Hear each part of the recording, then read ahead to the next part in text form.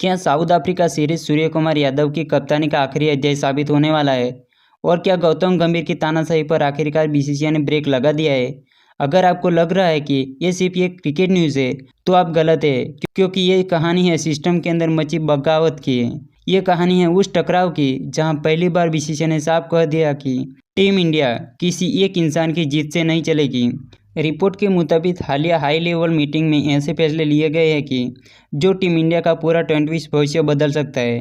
और सबसे पहला और सबसे बड़ा झटका लगा है सूर्यकुमार यादव को, क्योंकि सूत्रों का दावा है कि साउथ अफ्रीका सीरीज के तुरंत बाद उनसे टेस्ट कप्तानी छोड़ने को कहा जा चुका है।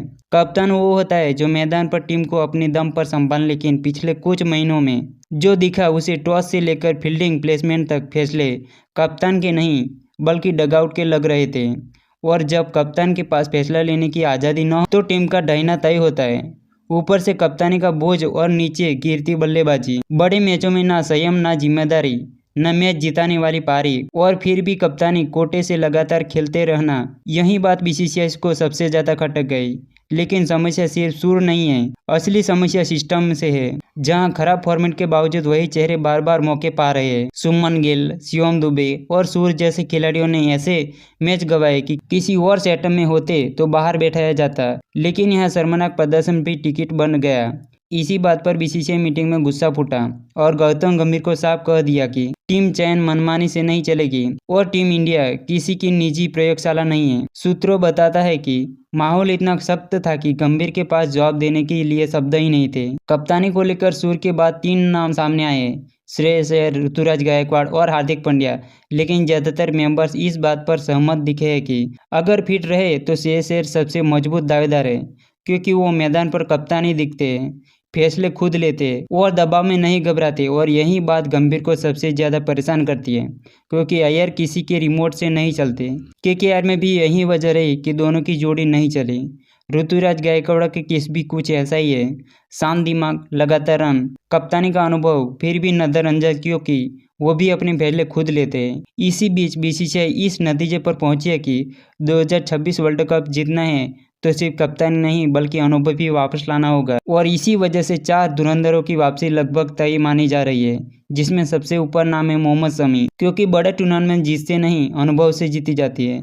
और शमी से बड़ा अनुभव इस वक्त किसी के पास नहीं है। इसके साथ ही मोहम्मद सिराज की भी वापसी तय मानी जा रही है, क्योंकि ऐसे आक्रामक गेंदबाजी को बाहर रखकर वर्ल्ड कप जीतना सपना खुद को धोखा देना होता है। बल्लेबाजी में भी बड़े बदलाव होंगे और श्रेयस अय्यर, यशस्वी जायसवाल, संजू सैमसन, केएल राहुल और रजत पाटीदार जैसे नामों पर गंभीर चर्चा हुई है।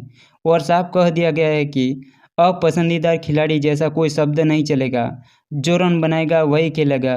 मीटिंग का आखिरी और सबसे कड़ा फैसला ये रहा है कि गंभीर के सामने अल्टीमेटम रखा गया है कि या तो बदलाव लागू करो या इस्तीफा दो, क्योंकि ना कप्तानी कोटा चलेगा, ना फेल खिलाड़ियों को ढोया जाएगा और ना ही कोच की तानाशाही बर्दाश्त की जाएगी।